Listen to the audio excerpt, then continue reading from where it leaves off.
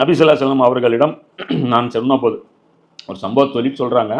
நபி ஸல்லல்லாஹு அலைஹி வஸல்லம் அவர்கள் தங்களின் 2 கைகளையும் தரையில் அடித்து, 2 கையும் தரையில் அடித்தாங்க. அவற்றில் இப்படி ஊதி விட்டாங்க. அவ்விரு கைகளால் தங்களின் முகத்தையும் 2 முன் கைகளையும் தடவி காண்பித்து, அதிலே முகத்தையும் தடவிக்கிறாங்க, கைகளையும் இப்படி தடவிக்கிறாங்க. இவ்வாறு செய்திருந்தால் அது உங்களுக்கு போதுமானது அப்படின்னு சொல்கிறாங்க. அப்போ இந்த ஹதீஸில் படி பார்த்தா என்ன தெரியுது? ஒரு தடவை இப்படி பண்ணி அந்த மண்ணை கூட நம்ம ஊதலாம், இல்லை இப்படி கூட அந்த மண்ணை தட்டி விடலாம். தட்டியும் விடணும். மண் அப்படியே எடுத்து பூசுறது அங்கே ரசூலுல்லாஹ் சொல்ல. அப்போ ஊத வேண்டிய நோக்கம் என்ன இருக்குது? அது ஏன் ஊதி காமிக்கிறாங்க அப்படின்னா, மண்ணு பூசுறது டார்கெட்டு கிடையாது, இது ஒரு சிம்பாலிக் மட்டும்தான் அப்படிங்கிறத அல்லாஹ் ரசூலுல்லாஹ் இங்கே மெயினாக சொல்கிறாங்க. உங்கள் வாழ்க்கையில் எந்த சிரமத்தையும் உண்டு பண்ண அல்லாஹ் விரும்பவில்லை. ஆயினும் உங்களை தூய்மை செய்யவும் உங்கள் மீது தனது அருட்பேற்றை நிறைவு செய்யவுமே அவன் விரும்புகின்றான். இதனால் நீங்கள் நன்றி செலுத்தக்கூடியவர்களாக திகழக்கூடும். இப்போ இதில் அல்லாஹ் என்ன சொல்கிறான்? எந்த சிரமத்தை நான் கொடுக்கல அப்படிங்கிற இது எதுக்குன்னா, தன் விஷயத்தில் அல்லாஹ் ரொம்பவும் நெகிழ்வுத்தன்மையாக நடந்துக்கிறான். தனக்கு செய்ய வேண்டிய விஷயங்களில் அல்லாஹ் ரிஜிடிட்டி காட்டுறதில்லை.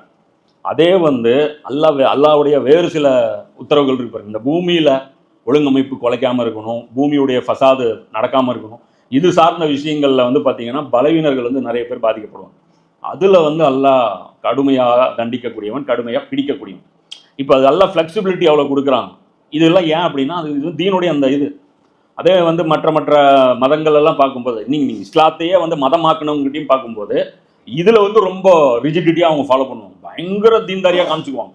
ஆனால் பெரிய பெரிய கடமைகள் குரான் பேசியிருக்கும், அதை பற்றி உங்களுக்கு நாலேஜ் கூட இருக்காது. செய்கிறது 2ஆம் பட்சம், கடமையாக இல்லையாங்கிறதுல பிரச்சனை. அந்த அளவுக்கு பார்த்தீங்கன்னா அவங்க எதிர்க்காங்க.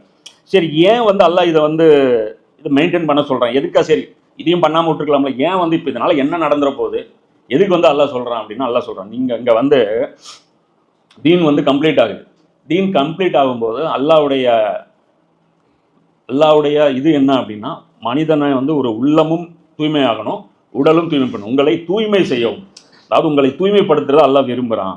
என்ன அப்படின்னா, இப்போ நம்ம குளிப்பு கடமை ஆன ஒரு பொசிஷனில் இருக்கிறோம். இப்போ நம்ம யார்? நம்ம அசுத்தமாக இருக்கிறோம். அப்போது குளித்து அந்த கடமையை நீங்கினதுக்கப்புறம் அதுக்கப்புறம் என்ன வரும்? தூய்மை ஆகிடும். அப்போ இந்த 2 நிலையும் முதல்ல நமக்கு உணரணும்.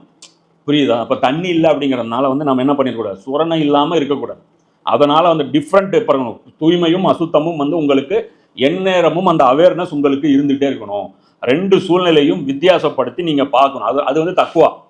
அப்போ அதனால் நமக்கு எதுக்கு இது எல்லாம் இது பண்ணுறான் அப்படின்னா, இப்போ இது வரும்போது நம்ம என்ன ஆயிரும்? இப்போ அப்படியே தக்பீர் கட்டுறதை விட அப்படி ஒழுங்கு செஞ்சாலும் டைம்